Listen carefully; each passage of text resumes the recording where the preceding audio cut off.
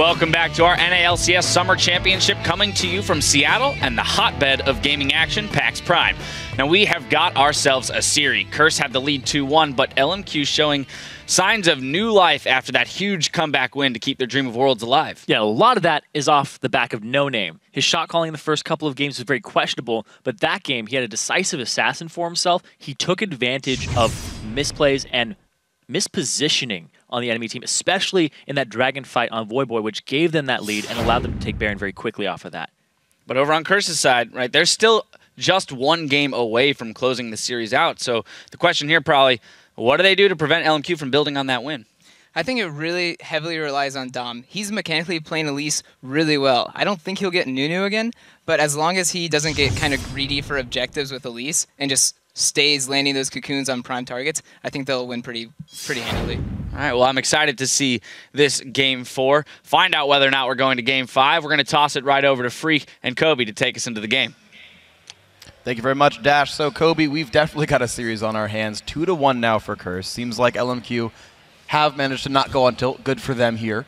And, yeah, the question comes down to, as you're kind of pointing it out, the Jenga blocks, right? Like, is it all about Voidboy getting Yasuo? Is that the only thing that works for these guys? I don't think it's so much on the champions, though. I think a lot of it has to do with the cleaner team fighting that LMQ actually brought this time around. Yeah. They really executed it much, much better this time. And they had the Maokai, the Yasuo, such good combos for team fights. And then No Name playing his Kha'Zix very, very well, jumping in and out. One thing that's also sort of held the same throughout the entire series is that both teams are like, Dragon's alive, let's 5-on-5. Yeah. Like every single time. So you might want to bring a 5-on-5 team if there's going to be so many fights. Exactly. Like, even though Zed's been picked up twice now, this premier split pusher that literally no one could duel on either side, the Zed still shows up into the 5-on-5 team fight, and that team loses the game. Now twice in a row, right?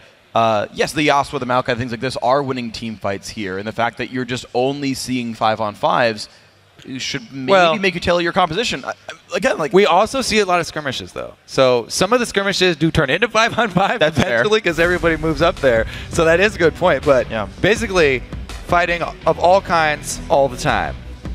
Well, we're going to see Alistair. Tristana still goes away. Wonder what Curse's third ban is, because I'm predicting a Nunu to get dropped away by LMQ here.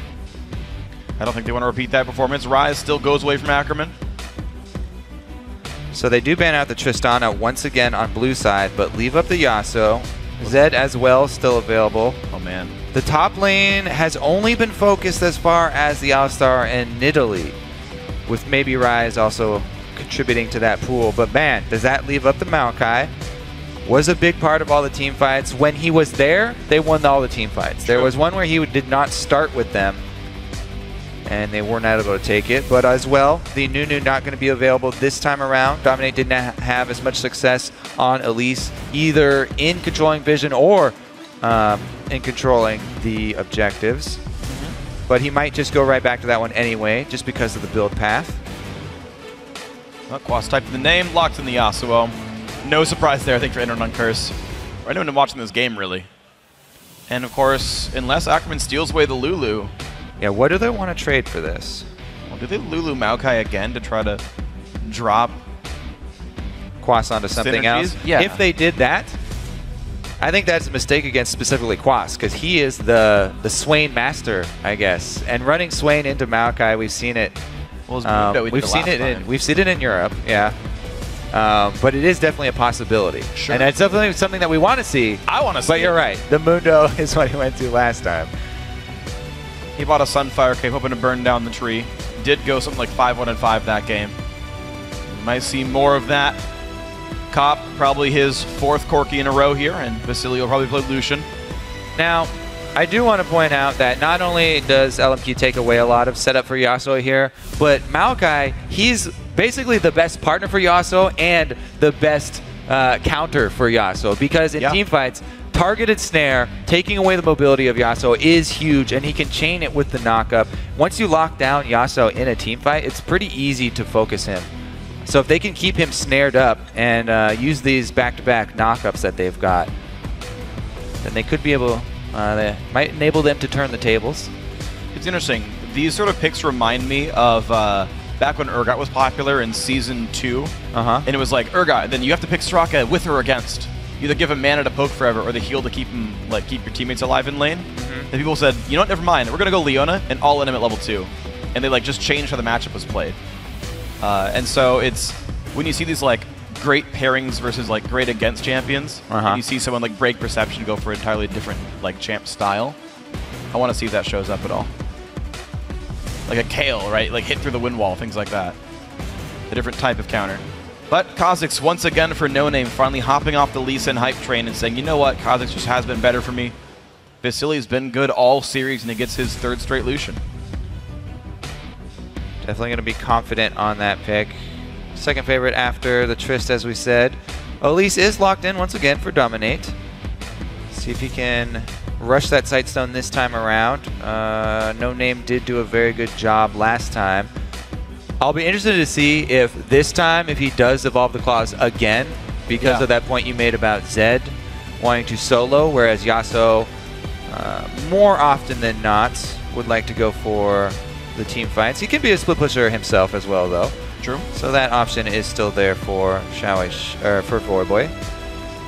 One wall for each squad too, so they have a decent amount of protection in the sieges. Not really heavily leaning one way or the other for these guys. Fairly rounded out teams. Bringing in that Shockwave will help out No Name a lot as well if he decides to jump in, along with Brahma and Maokai. So many ways for that Shockwave to be set up, by the way. Absolutely. And so many ways to set up the Yasuo as well. So pretty explosive fights I think we're going to be seeing here, and the duels will be fun as well. We'll see how that goes on in this game. It's going to be a whole bunch of action. I predict at least 4 team fights this game. Kind of a low estimate. But of course, be sure to send in your votes to @LOL Esports on Twitter and use the hashtag CRSWin or hashtag LMQWin to predict your winner. We'll be tracking the numbers throughout the series to see who you're predicting to win. Right now, LMQ trying to claw their way back in. 1-2 now in this best of 5. If Curse can win this game or the next, they are going as the final team from North America to the 2014 World Championship. Otherwise, LMQ needs the backdoor sweep, the full 3-0. They need the next 2 together. And like Probably said, you know, sometimes it's easier for a team to rally like this. Yeah. They know their backs are against the wall right now. This is the last chance for LMQ. They had to win last game. They did it. They came up big. They know they can. And now they just have to keep it going. Curse, they really, really want to close it out here because they don't want it to go to a Game 5. No. But everybody here does. All the spectators want it to. Unless you're a full diehard Curse fan. Then you're like 3-0 so I can cheer on my favorite team and go home. Curse, though. Let's see, one sweeper start here for No Name. Maybe they'll do another delayed invade. They did it last time, and it really backfired on them. Well, let's see the battle lines get drawn. Top laners heading towards the top side. Welcome to Summoner's And Cop every single time flies down to the mid lane. Just watches. Yeah. Back to back to back to back Corky games for Cop. Has been a great pickup. These games have not gone very long. We have not gotten to 6 items so far. Not quite, no. Game 1 was pretty long, but the rest have been convincing. 30 seconds until minions spawn. Once again, defensive trinkets all around 1 minute in to watch for late invades. Yeah, they're not going to pull that again. Looks I like like- standard lanes, too. I like how trinkets have different sounds. If you ever listen in, it gets progressively higher pitched when like the first 3 come out. I think there's only 3 trinket sounds for the yellow trinket. Variety. Yep.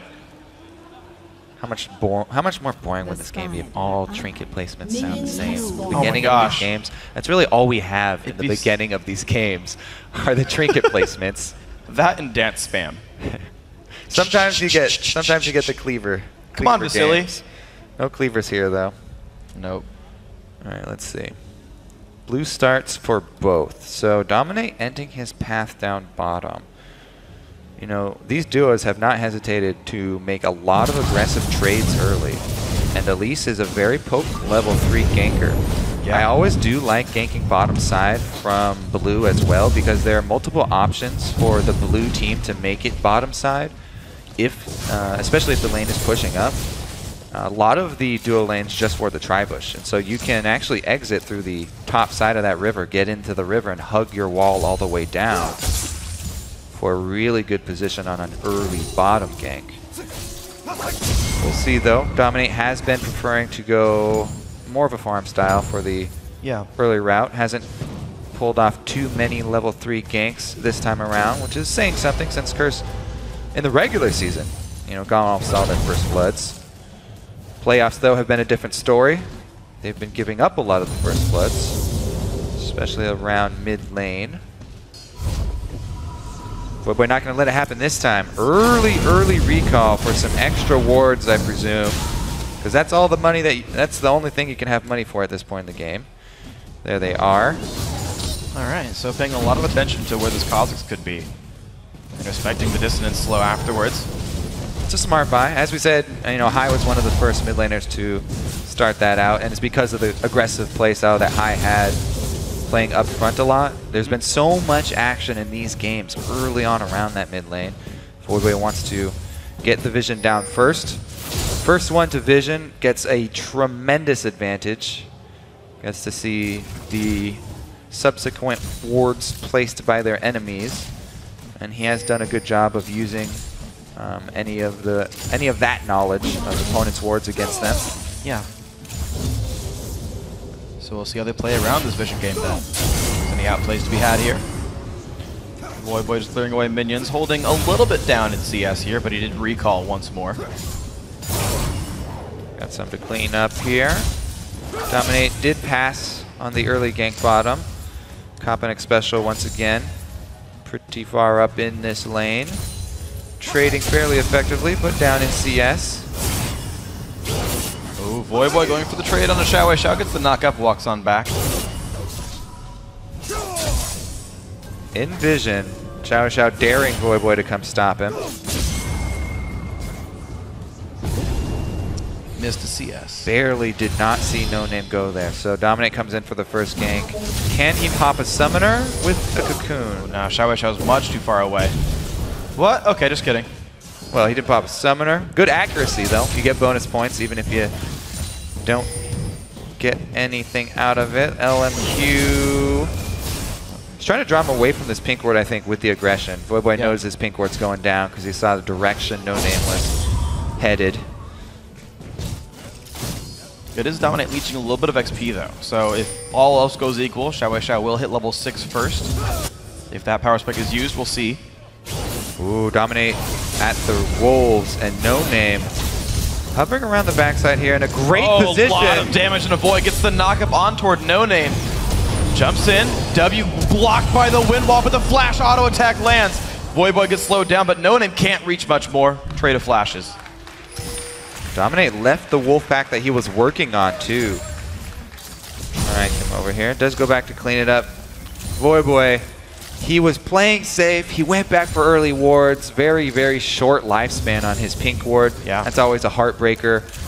But he does still have a bit of vision bottom side, so he could hug bottom side of this lane. Being without a flash, though, the only reason he's sticking around is because Xiao is very low on mana, and he doesn't have a tremendous amount of threat. Here's the thing, though. Xiao, when he levels up, has mana for Shockwave. Now, Voidboy has enough health to survive, but, like, the Flash Sombrero would be a kill if Voidboy were lower. Maybe if No Name were in the vicinity, too. Not going to be the case, though. Xiao goes back. Voidboy gets his cannon minion wave. And we return to standard farming in lane for everybody. Voidboy did take a hit in CS because of his early back for vision and his trials with No Name. So, Quas does take a break to get some vision down. He will try to track No Name as he keeps pushing up aggressively here. Quas past the midpoint. Will No Name do anything about this? Ackerman is getting pushed around a little bit here. Even though you don't always see CS leads, sometimes you see a turret lead in lanes like this. Yeah, getting a lot of turret damage down for Quas pretty early is pretty easy for Lulu. Ackerman's doing a great job sustaining, though. You can see it in the way that he buys not only health potions, but also mana potions. because that does translate into more sustain for Maokai, being able to spam more spells to get off passive empowered auto attacks. So nothing major aside from the summoner spell loss of Voy Boy happens in the early game. Buffs respawn. Blue goes to Xiao Wei Xiao. Other one goes to I Will Dominate. And things going calmly like this is definitely a pretty big win for, you know, No Name with Kha'Zix in the Elise matchup. If Elise doesn't get something that early on before he's able to evolve, it's always, you know, a slight win for you. Dominate, though, here's his move he's looking to make through the pink ward. Doesn't even stop to clear it. Circles back, and they want to trade. What a call from LMQ. This is really good. Give up red. Give up red. Trade it for dragon. They don't even have to give up red. Dominate doesn't go through with the steal. Bottom lane for Curse not there. X Special finds out too late. This is going to be a very nice early dragon for LMQ. The 80 carry recall timers, they used that. And got themselves dragon and a 1,400 gold lead for it. Woo! And a the call. What is this? Such perfect time because bottom lane had back for Curse, and LMQ saw Curse go with the red side invade. So all of these things combined opened up a very clear path for LMQ to get that early dragon. And it's a good job of No Name to recognize it, jump on the early objective. So far so good for LMQ then. They're way back in this series. Winning game 4 now. They're tied up 2-2 if they keep it going this way. No Name continues removing wards. These cursed pink wards are dying, honestly, pretty rapidly.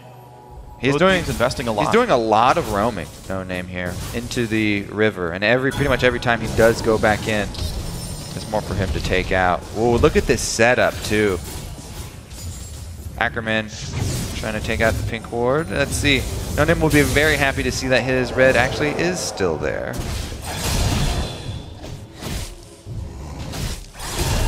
Goes on top of a ward, so at least Curse gets the timer, but it's a basically unanswered dragon came in for LMQ a little while ago. Now,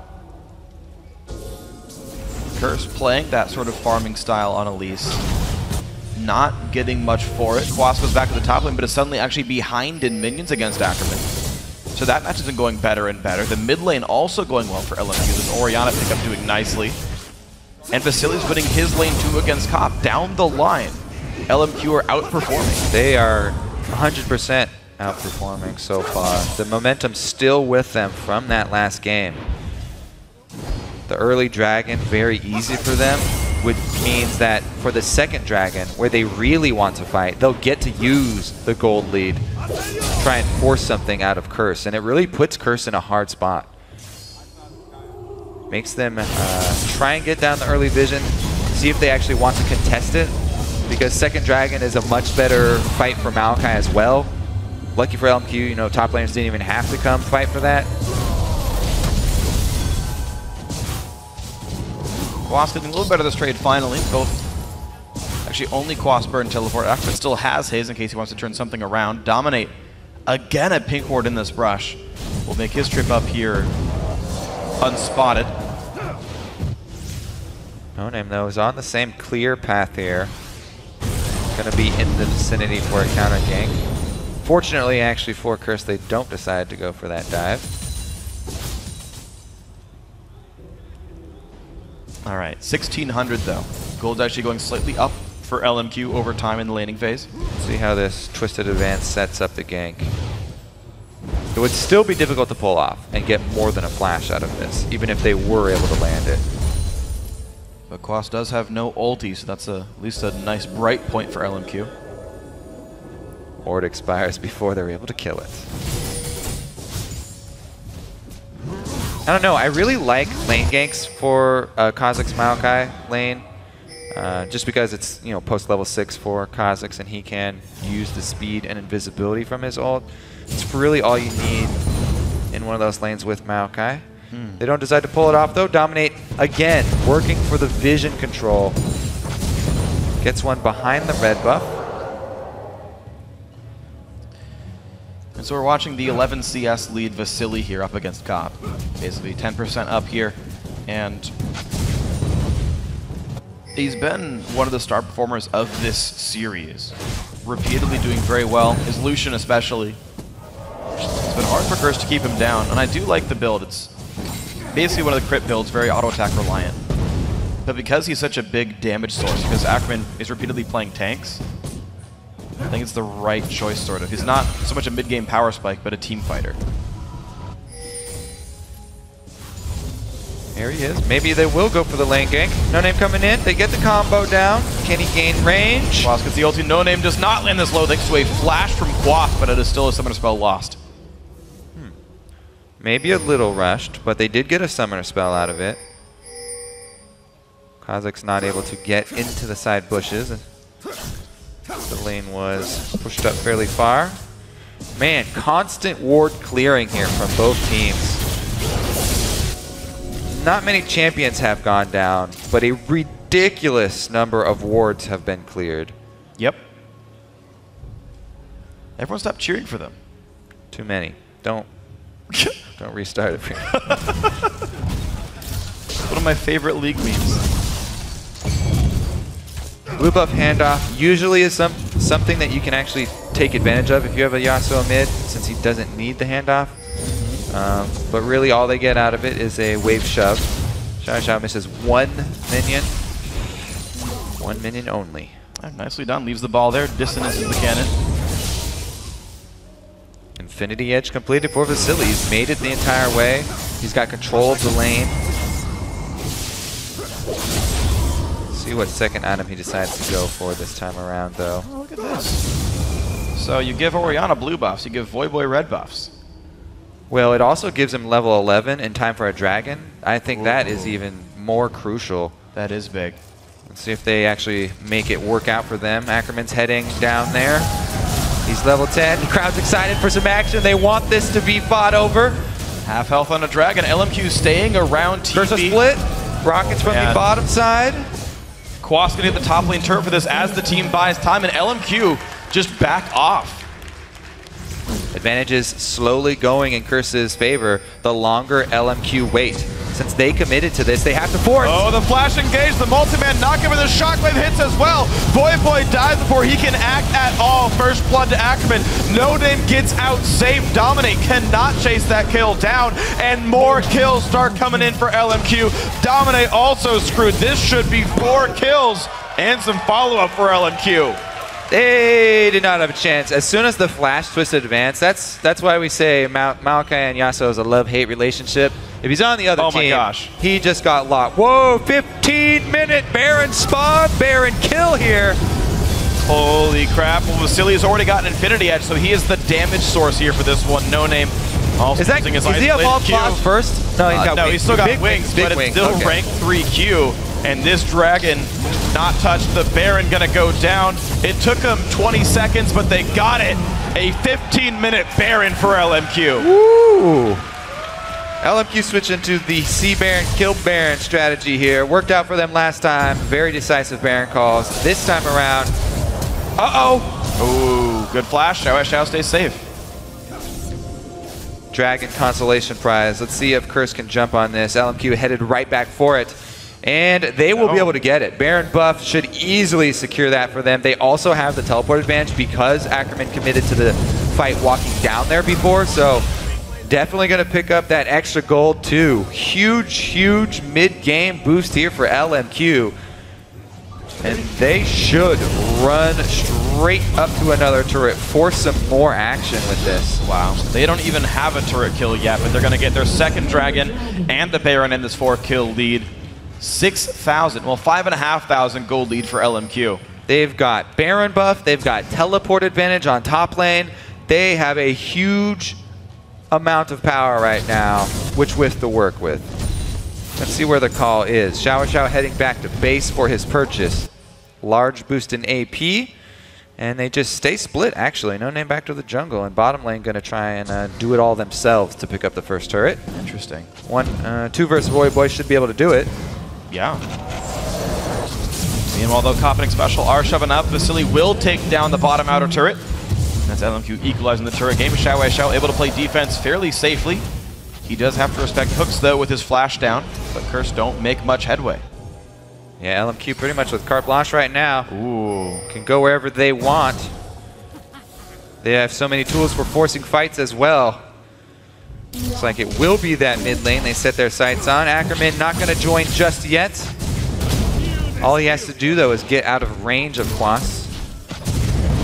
You can see the ball pushed forward by Xiao, trying to zone back Curse, and it does so successfully. Mid lane outer goes down as well, and LMQ are still pushing. Only the minions are the casualties for LMQ. They will have a cannon minion wave coming down, though. Voyboy's doing some work split pushing. Probably a good call by Curse because they can't fight the 5-on-5. Would turn into a bad call if he gets caught. He's got some vision. Can he get out of this? Voyboy gonna get slowed down. He does not have a turret. Great shockwave. Boy's got almost nowhere to go. Windmill comes out. Doesn't matter. No Name and Xiao take him down. Now Quas does dodge the Q, but gets knocked up anyway. Vasily gonna be able to land the stun. Maybe, yes, he will. The ward helps. Moore lands another slow. Quas gets exhausted, and that is another kill. LMQ taking complete control of this game. LMQ want this one to go the distance. Game 5 already in their sights. Only 18 minutes in to Game 4 here, and LMQ are already looking towards the finish line. 6-0 on kills, 10,000 gold lead. Special and Dominic gotta be careful. No Name goes in and says, get away from me. Lander keeps Dom safe, but LMQ. Ackerman teleports bottom. Oh my gosh. Not quite in range. Top lane under fire, though. Vasily's gonna grab turret number 5. They got 5 turrets in 3 minutes. 15-minute Baron. Yeah, I don't see that every day. No. But man, what a move from LMQ. They definitely earned this one. Curse fans starting to get worried here because such a strong back-to-back performance here from LMQ, making their resurgence. We'll see though, still early in the game. They have to close it out. And Voyboy did get his Yasuo this game, but just wasn't. Well, you know, like we said, there's so many things of from course, camps like LMQ brought. But Yasuo's biggest strength, you know, aside from knockups, is the mobility that he does bring. Take away mobility, and he did not get to do anything in that fight, by the way. No, he didn't. Flash twisted advance from Ackerman into the ulti from Moore. He was almost dead before he even had a split second out of CC. Yeah. I mean, that's just kind of the point, though, is that there is so much complexity to this game, right? There is so much to consider other than first pick X champion, win the game. Some would believe that's all it takes. Voyboy here does have Quas Red team's turret. in the backpack.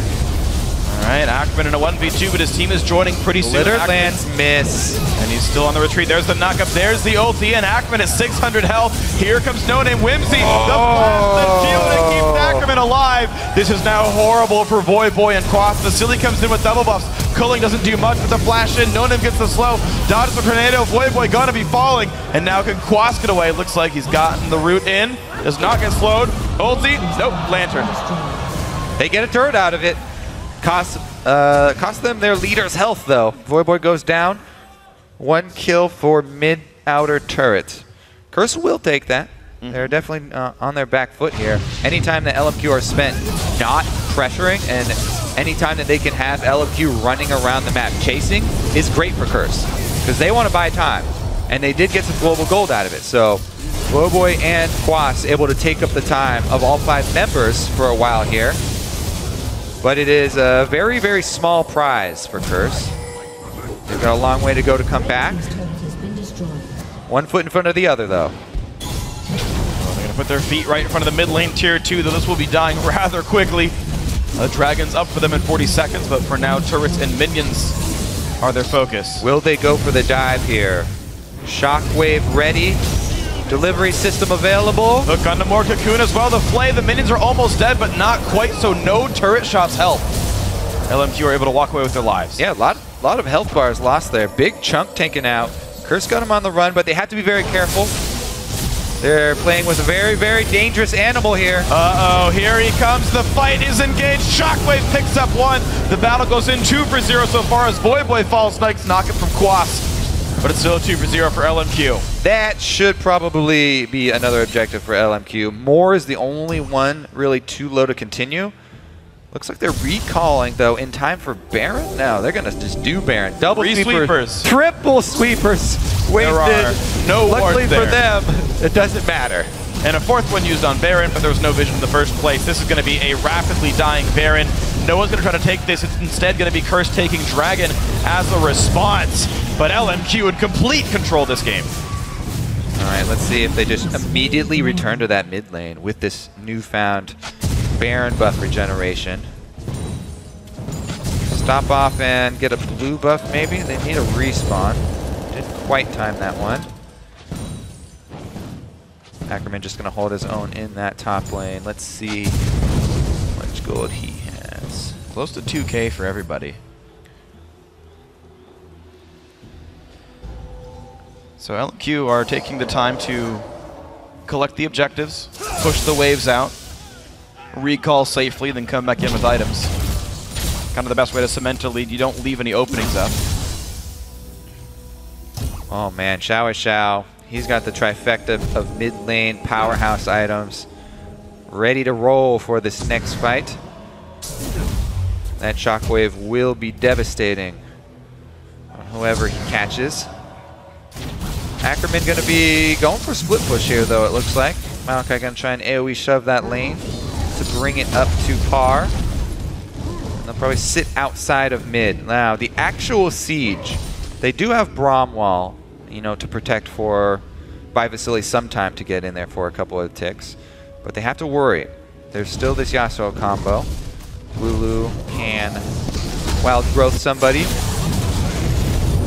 Honestly, though, LMQ have such a hefty lead right now. There's not too much they have to worry about as long as they play the siege slowly. And they will be headed to their game 5. They're playing very cautiously, though, and they do wait for that blue buff spawn. They are going to stop off and pick that one up before they go with their siege. Very patient by LMQ. Yeah, they're waiting for the last ticks of this Baron buff. They're going to have to be careful about how long they wait here. It still has a good 2 minutes. Over half duration left on it, though. So, yeah. Plenty of time left for the last shove. Should time out around 27 minutes into the clock. Slightly before then, but not by too much. And mid lane is going to be the focus. Now, Curse already did put some wards down, so they see this coming. Thing is, there's a lot of poke here from LMQ as well. Shockwave in!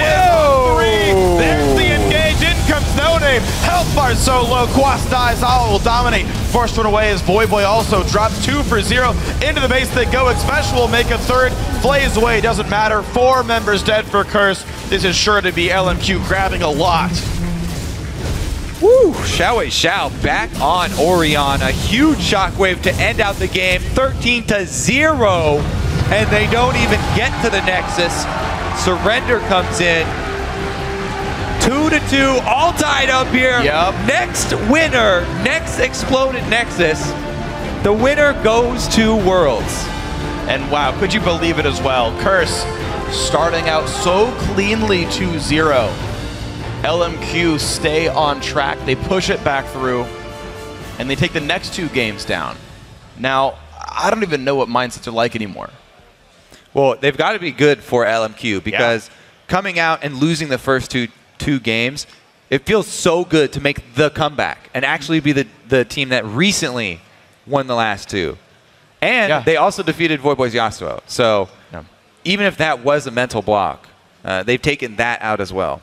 And even still, you've got Xiao, who's finally shown more scary team fighters. I'm glad he went for Orianna, by the way. It was, I think, a pretty big factor. His shockwaves were great so far this game and helped him kind of clinch team fights.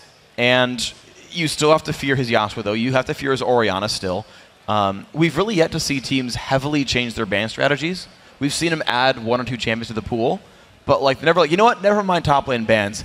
Just ban out Voyboy, or just ban out Xiao. And I wonder if that is the right call, though. I think some jungle focus is actually in order. I'm not just saying that because I focus on it a lot. The Kha'Zix has been an issue, but really, Elise has been a detriment more so than Kha'Zix has been a big issue. I think if Dominate could take away Kha'Zix, he has performed very well on that champion too. And it would also put No Name back on maybe something like Lee Sin where he has struggled himself. So maybe this Kha'Zix is worth fighting over more. I think I agree actually with this one. We're going to see what kind of changes are made in Game 5 here. But for more on the epic back and forth series, let's send it over to Dash, Zyrene, and Prolly. Thanks, Freak. And things are looking pretty scary right now for Curse, regardless of the fact that the series is 2-2. Yeah, I think that LMQ look back to the LMQ that we've grown to know and love over the season, and I think it's the most commanding performance that we've ever seen in an early game. That was the biggest gold lead at 20 we have seen all summer long. We pointed it out in the previous segments that No Name needed to step up his shot calling, but just in general that LMQ did need to get back to that point of being on the same page where we're used to seeing them engage a team fight and everyone goes in. We saw that displayed in this game with some of the early fights that gave them such a huge gold lead. Although I want to look at the mid lane though, because probably you had mentioned that one of the strategies LMQ might consider going back to is get Xiao Zhao onto one of those farm-heavy, team fight-oriented champions. It's exactly what they did by putting him on Ori. Yeah, I mean, if you look at the matchup, like, Voyboy's always been known as an assassin player, and then Xiao Zhao is always known as a big farmer and team fighter. Yeah. So kind of matching, with Zed and TF, like assassin versus assassin mid, Voyboy's going to win that because that's where his strengths are. But you see Xiao Zhao on Yasuo or on Ori, he gets huge CS leads and big team fight plays, and I think that's what they need to keep going on for. Yeah, and I remember watching him through Challenger. Every time he's on Orianna, it was just crazy. And then when he plays Twisted Fate, it's like, okay, when he gets his Zonias, then he can make a play. But then when he was in the LCS and playing Twisted Fate, it still wasn't as explosive. Something else that I want to touch on is what Kobe pointed out way back at the beginning of the game with the Maokai pick into the Yasuo as being one of those champions that either works great with Yasuo or against. And we saw that displayed in this game as Voyboy was kind of rendered useless in the team fights. Yeah, I think the root on him really hurt them, but I also think the fact that they first rotation or first round picked the Braum as well as the Maokai was huge because you can't give Curse, Yasuo, and Braum again. It would completely shut down Vasili's damage output. Let's take a quick peek at one of those fights where Maokai did have a fantastic engage onto the Yasuo. We're going to go about 14 minutes into the game. On the bottom side of the map, Zyrene, take it away. Yeah, so this pink ward right here, they actually pulled them all the way in because they created a power vacuum. Kopp is on the bottom side poking. LMQ made a feint towards him, and then Ackerman went all the way around, and he engages here on Curse. We're going to roll the clip out. He twisted advances onto Voyboy with a flash. Then the Orianna ball comes through off of the knockup, so Voyboy has no chance to get out of this shockwave, and they instantaneously blow him up. Meanwhile, Quas, he was top. He got the top lane turret, but then he TPs into the fight. But by the time that he actually comes through, Voyboy's already dead. So his knockup is not going to help them out. He isn't able to get the wild growth off. Yeah, and the thing is, Kopp wasn't actually in that fight either. Yeah. Like, Kopp was too far. And yeah, the LMQ engaging on Yasuo was perfect. If they hadn't done that, the fight would have been really rocky, but they knew they had to get to Yasuo. But looking at Curse, the Dragon was uncontestable.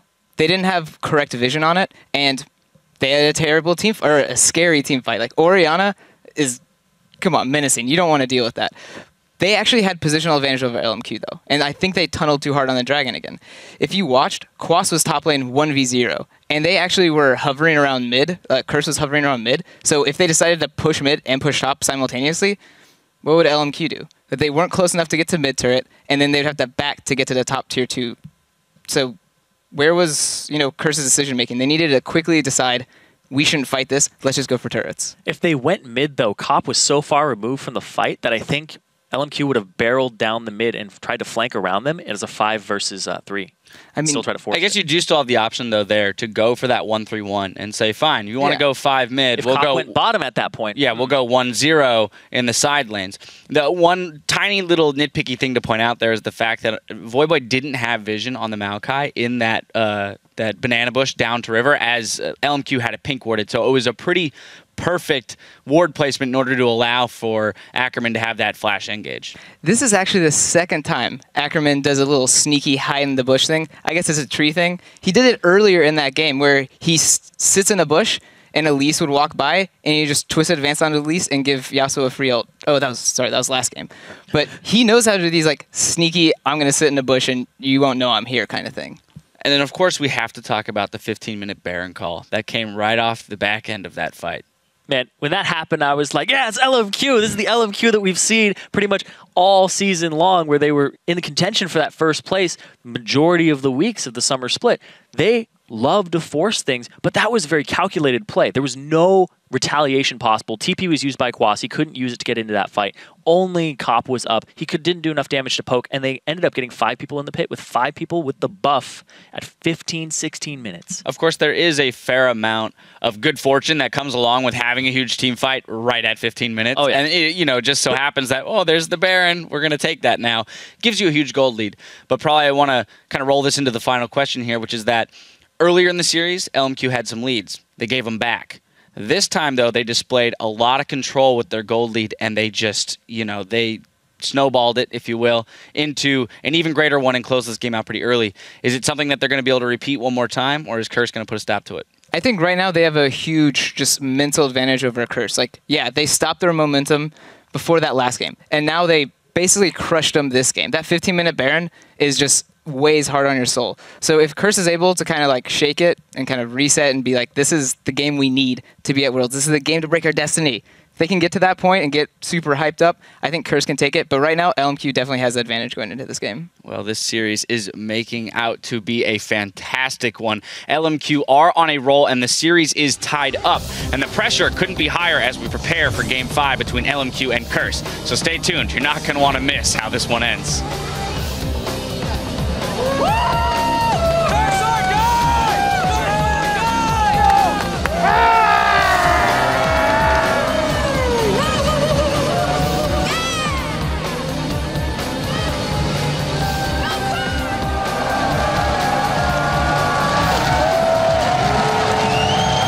Flash engage, the multi-man knock-him, and the shockwave hits as well. Boy dies before he can act at all. First blood to Ackerman. No Name gets out safe. Dominate cannot chase that kill down. Uh-oh, here he comes. The fight is engaged. Shockwave picks up 1. LMQ as well. Shockwave is 3. There's the engage. In comes No Name. Health bar so low. Quas dies. All will dominate. Forced one away as Boy also drops 2 for 0. Into the base they go. Xpecial will make a third.